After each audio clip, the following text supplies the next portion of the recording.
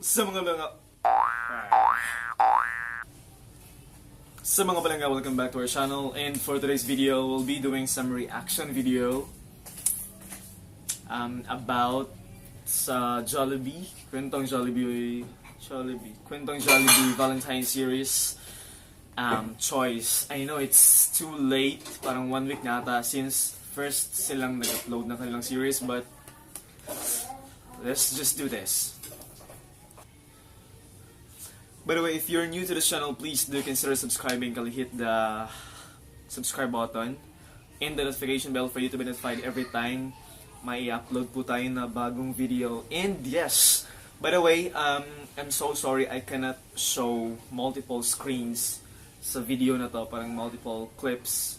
Tapos, because ang poor ng editor natin, so basically we'll just going to alternate the video, may reaction, tapos yung clip ng Jollibee. So, yes, please bear with me. Let's do this.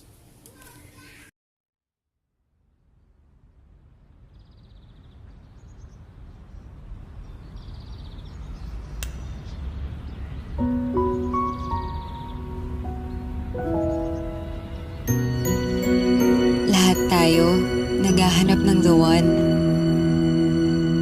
Pero paano kung dalawa sila?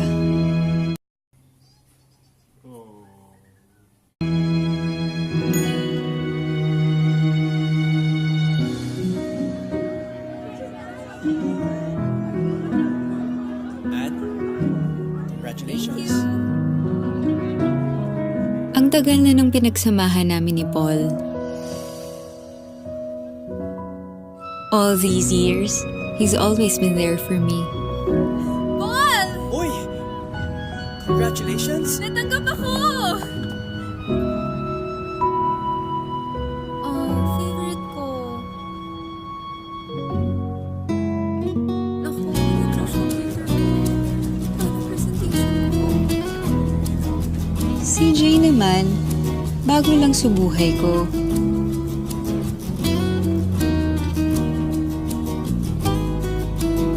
Pero priority rin niya to make me happy.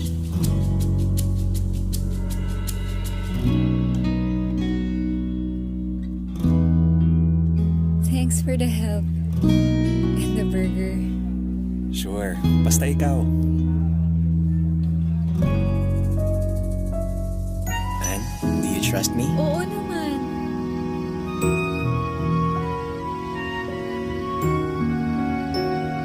Surprise! With Paul, iba ang naging connection namin. Kilalang kilala niya ako. Oh, got your favorite.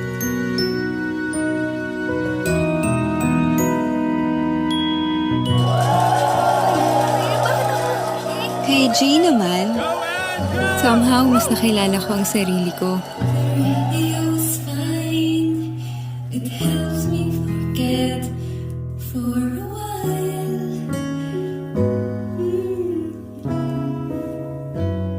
I look back and recall those days I had with you.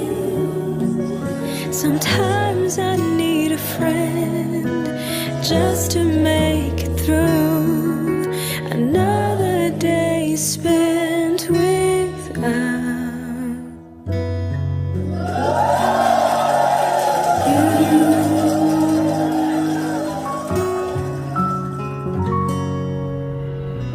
Paul, naniniwala ka ba na sa dami ng tao dito sa mundo, may isang destined para sa'yo?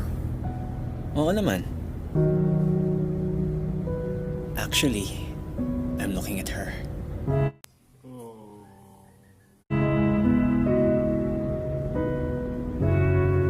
Ewan ko sa'yo. Ann, sa dami ng tao sa mundo, naniniwala ka ba na lahat sila may isang destined for them? Ha? Bakit mo natanong? Kasi ako dati, hindi. Until I met you.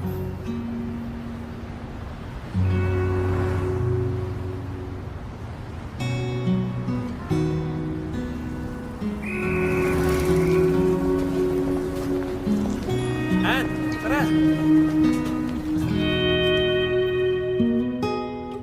Ang hirap. Pero I think it's time for me to make a choice.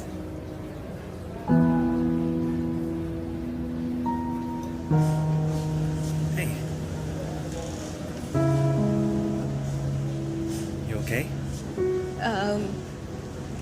Jay. First of all, I wanna thank you sa lahat ng ginagawa mo para sa akin. Alam kong may kaagaw ako sa puso mo. I know he means a lot to you. And I understand kung hindi. Oo. It means so much to me. But meron ka na rin lugar dito sa puso ko eh. And every day it grows bigger.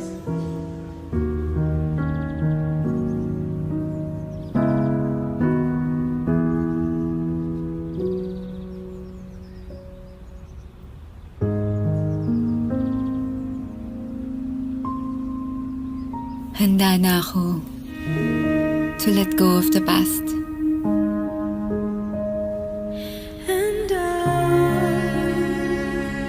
it will never be the same without you, babe. And Pain inside. aneurysm daw. The doctors tried everything pero he's gone. My son is gone. That was 4 years ago. I think it's time. You mean you're ready to love again? Ready to love you. You gave me all the reasons to live. Once I've learned to love again.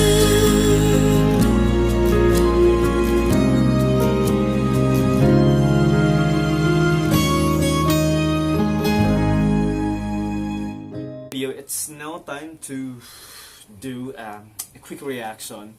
I have listed here some three lessons na pwede natin ma-learn out from the video.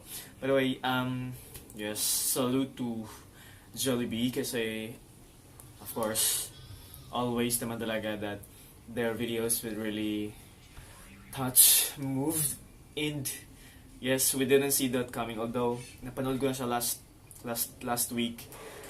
I didn't see that coming when I saw the video first. Nakita ko siya.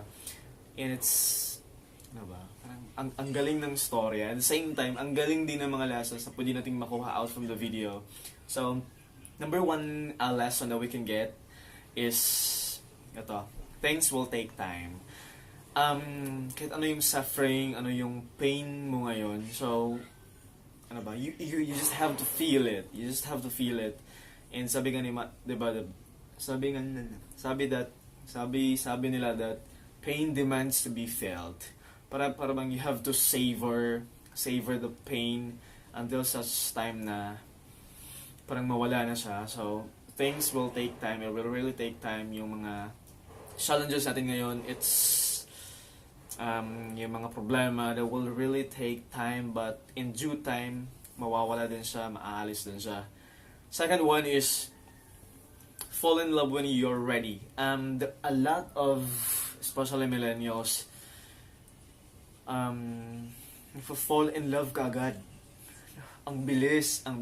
But of course, do not fall in love when you're just happy or you're just feeling this kilig or whatsoever. Do not fall in love based on temporary emotions. Do not easily drove by infatuations or crushes or kung ano ba man. Fall in love when you're ready. You have to be fixed. You have to prepare yourself. You have to be ready because the moment that when you're ready, that's the time that you were able to accept someone completely without personal insecurities sa sarili mo because you are whole. You are buo ka na tatanggap ng iba. So, ganon. Number 3 is heal yourself first. When you are in pain, when you are in a rough situations, do not invite someone para maghilom lang yung mga sugat or ma-erase yung mga memories or para may pampalipas lang yung gagawin nating pagtakip butas. Wag. Heal yourself first. Paghilumin mo muna yung mga sugat sa puso mo or what you're feeling right now, then pag mawala na yun, of course, you'll be ready. You'll be more than ready and you'll be happy for the results kasi it will always be rewarding.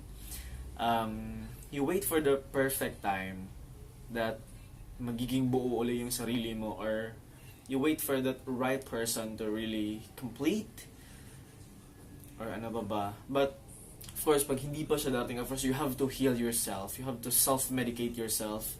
And that can only mean na sa next person na darating sa buhay mo, you are ready. You're more than ready because sa sarili mo, you're ready ka na rin.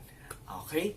So if you have some different interpretations or reactions or lessons that you can get from the video, I'm sure maraming lessons or aral na pwedeng makuha out from the video.